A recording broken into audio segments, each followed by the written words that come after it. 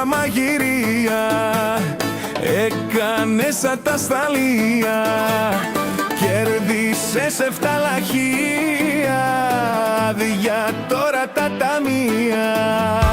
Γίνεται μια αλητεία, λες πως είναι σκευωρία, τζόκερ, κίνο και καζίνα, πρώτος μάγκας στην κομπίνα. Πριν αρμέξεις το γελάδι, δήλωσες κι άλλο κοπάδι, τσέλιγκας με το Αρμάνι, πάει στη Στρούγκα με Φεράρι.